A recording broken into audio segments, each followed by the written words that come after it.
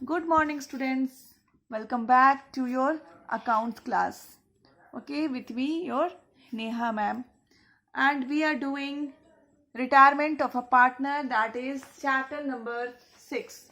Okay, and today we are going to discuss one of the important questions of this chapter, that is question number 36. In the last video, we had discussed question number 33. Okay, Pankaj, Naresh, Subhas are partners sharing profits in the ratio of 3:2:1. तीन partners हैं, Pankaj, Naresh and Saurabh हैं. उनकी profit sharing ratio दी हुई है. On 1 अप्रैल 2019, 1 अप्रैल 2019 को Naresh retired. Naresh क्या कर रहा है? रिटायर कर रहा है. और उस डेट में आपको बैलेंस शीट दी हुई है. ठीक है, अब हम लोग क्या करते हैं? सबसे पहला जो फंडा है, scanning of balance sheet. Balance sheet को देखो और स्कैन करो. और कोई भी मिठाई, कबाड़, इस जैसे आइटम्स होंगे. मिठाई मतलब रिजर्व्स, फ्री रिजर्व्स, एंड कबाड़ मतलब एक्यूमुलेटेड लॉसेस. उनको हमको अंडरलाइन कर लेना है. ओके, तो यहाँ पे है, देखो जनरल रिजर्व दिखाई दे रही है इस तरफ. इस तरफ में कुछ भी ऐसा नहीं है. ओके, इस तरफ जनरल रिजर्व दिखाई दे रहा है. और अब ध्यान से देखो तो एक न्यू आइटम यहाँ पे है, provision for legal damages. Okay, तो ये होता क्या है कि सपोज आपकी एक फर्म है, कंपनी है, ऑर्गेनाइजेशन है, जो बोल लो. ठीक है, फर्म है, तो उसमें कोई बाहर का जो कोई भी थर्ड है या फिर आउटसाइडर आपको अगर केस कर देता है, ठीक है, किसी भी मामले में केस करता है वो, तो जो लीगल एक्सपेंसेस होने वाला है आपका, ठीक है, उसको उठाने के लिए आपने एक प्रोविजन बना रखा है. That is provision for legal expenses. Clear हो गया? और यहाँ पे कोई भी आइटम नहीं है. एडिशनल इंफॉर्मेशन देखते हैं हम. Premises have appreciated by 20%, stock depreciated by 10%. Provision for DD was to be made 5% on debtors. Provision further provision for legal damages is to be made for 1200, and furniture to be brought up to rupees 45,000. Okay, तो ये सारी चीज़ें हैं जो कि आपको revaluation account में post करनी है. And further we are dealing with goodwill of a firm to be valued at 42,000. Goodwill दे दिया आपको.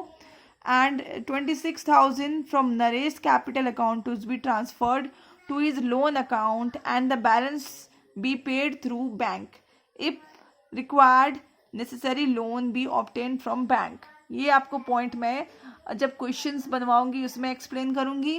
New profit sharing ratio of Pankaj and Saurabh is decided to be 5:1. New profit sharing ratio आपको दिया हुआ है. ठीक है, तो आपको करना क्या है? Give the necessary ledger account. आपको लेजर अकाउंट बनाना है. ठीक है, balance sheet of the firm after Naresh retirement. और साथ ही साथ आपको बैलेंस शीट बनाना है जबकि नरेश रिटायर कर चुका है. ओके, तो first we are going to deal with the format. Okay, तो we are doing question number 36. Okay, पहला हमारा काम है रीवैल्यूएशन अकाउंट बनाने का.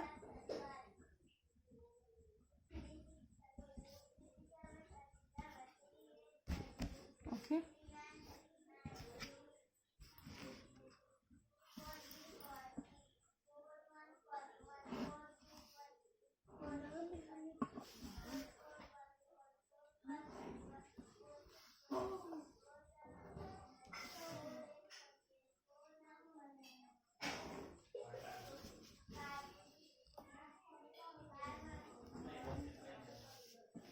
ओके, सेकेंड हमें करना है पार्टनर्स कैपिटल अकाउंट.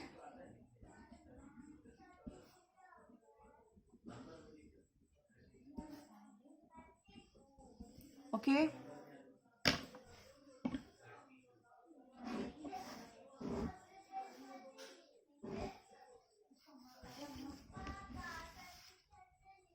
तीन पार्टनर्स हैं हमारे, थोड़ा बड़ा बना लेते हैं.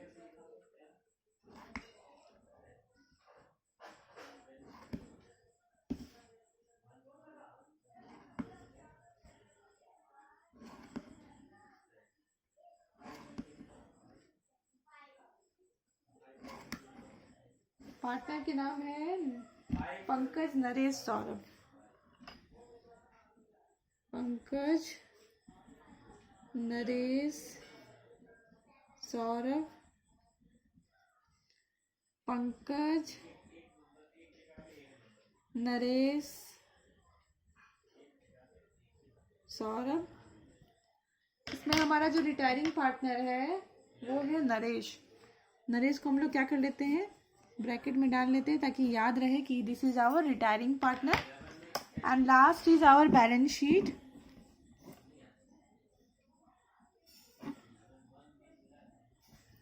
ओके, बैलेंस शीट छोटा बना लेते हैं।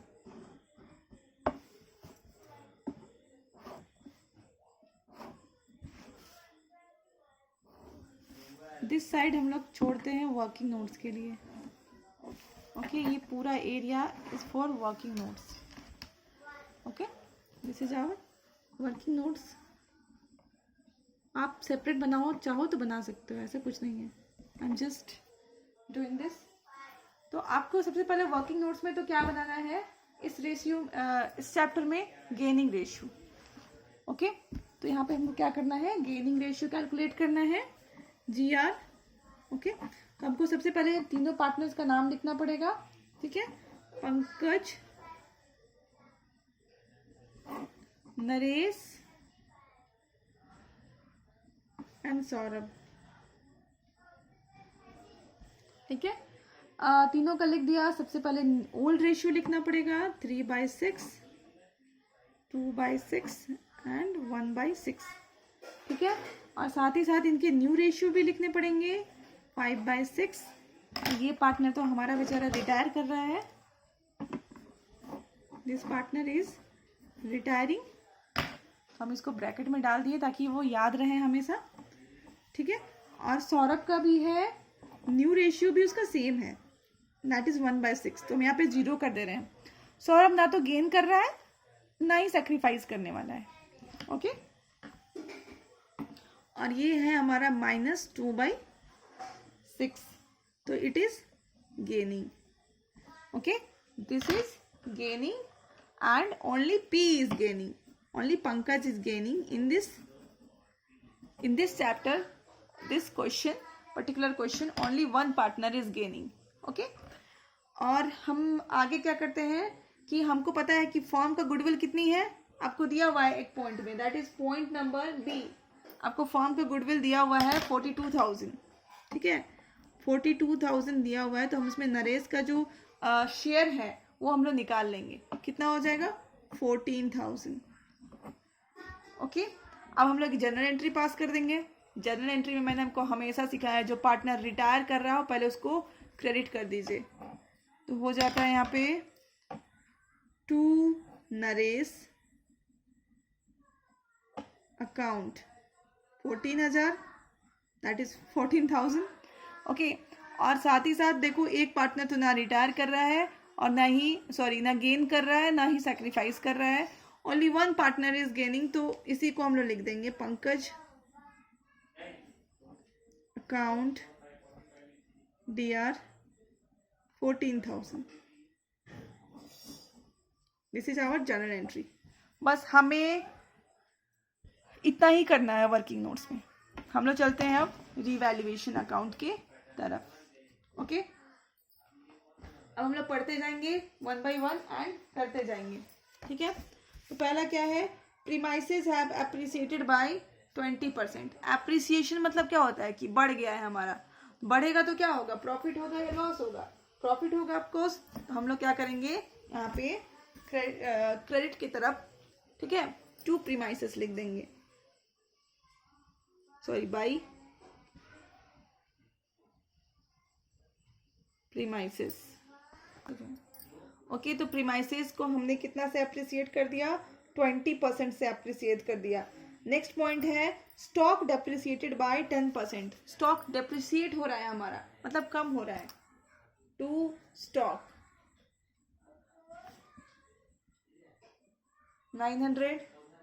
Next, provision for doubtful debts was to be made 5%। हमें क्या करना है, प्रोविजन फॉर डाउटफुल डेब्ट 5% बनाना है, ठीक है। तो आप अगर 6,000 के 5% बनाओगे तो कितना हो जाएगा? 3,300। ओके, और आधे ये देखो आपने प्रोविजन बना रखा है 400, ठीक है। तो आपको क्या करना है, क्वेश्चन के हिसाब से प्रोविजन को कम कर देना है। आपने ऑलरेडी बना रखा है 400 और आपको एडिशनल इन्फॉर्मेशन में कहा जा रहा है कि सिर्फ 300 का बनाओ, ठीक है। तो आपका जो 100 का क्या हो रहा है, फायदा हो रहा है, प्रॉफिट हो रहा है।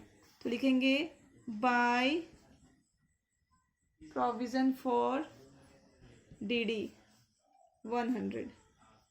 नेक्स्ट है आपका further provision for legal damages is to be made for 1200।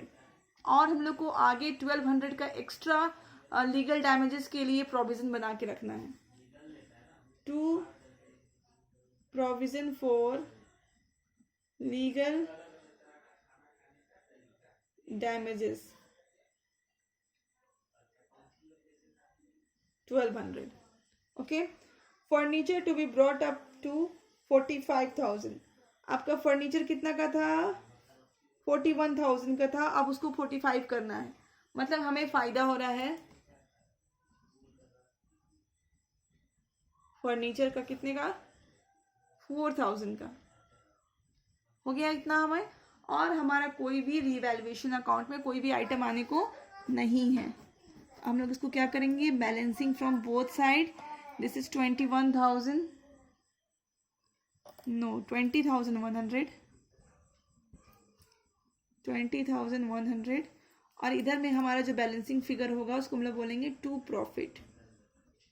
कितने का हमारा प्रॉफिट होने वाला है, 18,000, ठीक है, 18,000 का होने वाला है। एंड इसको हम लोग तीनों को बांट देंगे। I am using shortcut here, PNNS, that is Pankaj, Naresh and Saurabh.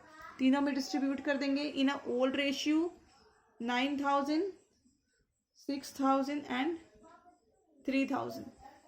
Okay, इतना कर लिया हमने। अब हम लोग चलते हैं पार्टनर्स कैपिटल अकाउंट की तरफ। तो हम लोग क्या करेंगे, सबसे पहले बैलेंस शीट देख करके इनका ओपनिंग कैपिटल बैलेंस लिख लेंगे। By balance brought down, okay, 10 देख करके लिख लिए 46,000, 30,000 एंड 20,000 हो गया हमारा इतना, ठीक है। अब हम देखेंगे यहाँ पर जो हमने टिक किया था जनरल रिजर्व, इसको भी हम डिस्ट्रीब्यूट कर देंगे। ओके, बाय जनरल रिजर्व करके, bye general reserve, okay, 6,000, 4,000 and 2,000। इसके बाद हम करेंगे रिवैल्यूएशन अकाउंट को यहाँ पे ट्रांसफर कर लेंगे। जो प्रॉफिट हमने अर्न किया है बाय रिवैल्यूएशन अकाउंट, कितने का प्रॉफिट हुआ है, 9,000, 6,000 एंड 3,000, ठीक है। अब लास्ट में हम क्या करेंगे, ये जो हमने जर्नल एंट्री पास किया था सबसे पहले वर्किंग नोट्स में, इसको देख लेंगे। नरेश क्या है, नरेश क्रेडिट है, ठीक है। तो नरेश के क्रेडिट साइड में जाकर के हम अपोजिट वाले का नाम लिखेंगे, दैट इज पंकज, पंकज, ठीक है। और नरेश में क्या लिखेंगे, अमाउंट लिखेंगे 14,000। सेम टाइम हम लोग इधर पंकज डेबिट हुआ है तो पंकज के डेबिट साइड में आकर के लिखेंगे टू नरेश और पंकज में अमाउंट लिख देंगे। अब हमारा सारा एंट्री जो हमें पोस्ट करना था वो हो चुका है। ओके, अब हम क्या करेंगे, सबसे पहले बैलेंस करने की कोशिश करेंगे।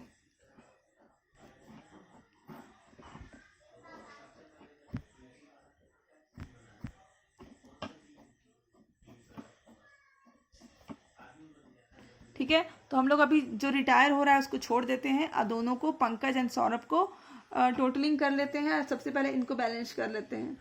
ये हो जाएगा हमारा 61,000, इधर भी 61,000 and this side 25,000 and here we will write 25,000. Okay, अब इसको हम लोग बैलेंस कर लेंगे. Simple, to balance carry down. ठीक है, तो यहाँ पे तो ऑलरेडी 25,000 ही होगा.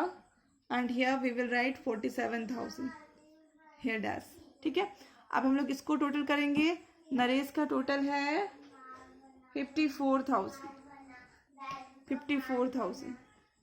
अब हम लोग पिछले वाले वीडियो में देखे थे, हम लोग क्या करते थे, जो भी अमाउंट इसको देना है हम लोग सीधे डायरेक्ट ट्रांसफ़र कर देते थे to Naresh loan account. Okay, उसमें ट्रांसफ़र कर लेते थे. लेकिन हमारा अभी एक एडजस्टमेंट है, इसमें एक एडजस्टमेंट हमें पढ़ना होगा. दैट इज़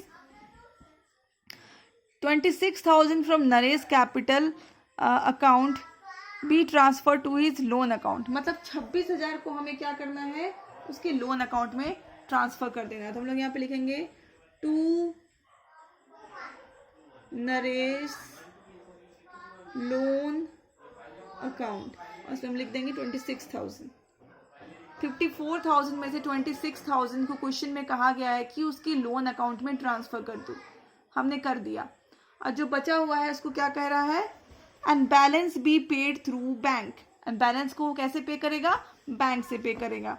इफ नेसेसरी एक required necessary loan B obtain from bank.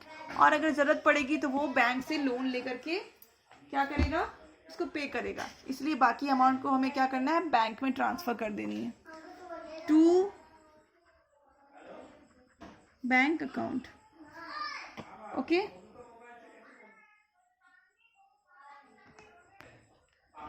28,000 हमारा इधर हो गया. ओके, तो हमारा हो गया. अब हम चलते हैं बैलेंस शीट की तरफ. सबसे पहला आइटम जो हम बैलेंस शीट में लिखेंगे वो है to Naresh loan account. Okay, तो हम क्या करेंगे, नरेश लोन अकाउंट हम लोग यहाँ पे कर लेंगे. कितना है, 26,000. ठीक है, अब हम लोग बैलेंस शीट देखेंगे और उसको हम लोग उतारते हुए चलेंगे. जनरल रिजर्व हमने बांट दिया है. सैलरी क्रेडिटर्स बचा हुआ है हमारा.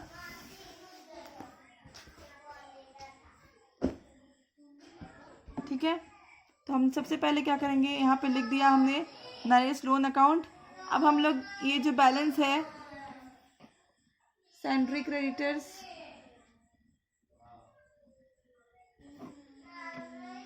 क्रेडिटर्स लिख देंगे 15,000. ओके, बिल्स पेएबल लिख देंगे,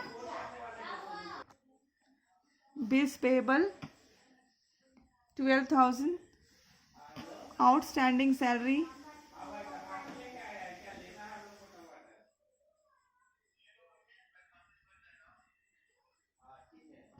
okay. Provisions for legal damages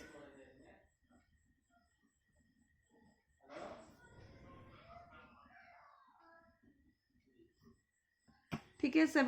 6,000 आपका बैलेंस शीट में दिखा रहा है, प्लस आप एडिशनल 1,200 का बना रहे हैं, तो टोटल 7,200. ठीक है, इतना आपने कर लिया. और इसके साथ ही हम यहाँ पे पंकज एंड सौरभ का बैलेंस लिख लेंगे. Pankaj capital Pankaj capital is 47,000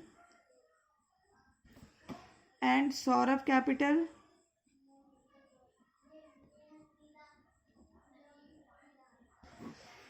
$25,000. लिख लिया. ओके, अब नेक्स्ट हम क्या करेंगे, डेटर्स लिखेंगे. अभी हम लोग बैंक छोड़ रहे हैं. ओके, हम लोग सबसे पहले क्या करेंगे, डेटर्स लिखेंगे.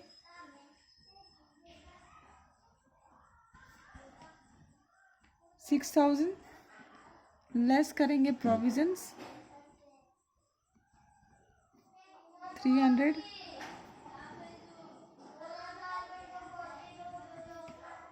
Stock, next is furniture.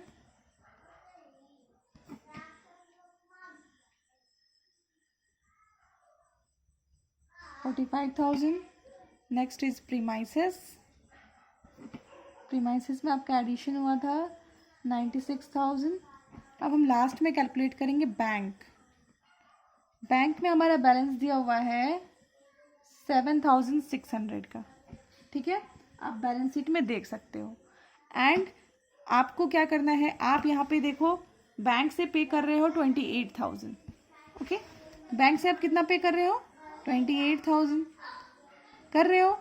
तो देखो आपके पास बैलेंस सिर्फ बैंक में है 7,600. और आप कैसे 28,000 पे कर सकते हो, नहीं कर सकते हो. तो यहाँ पे आपका बैलेंस क्या हो जाएगा, माइनस 20,400 हो जाएगा.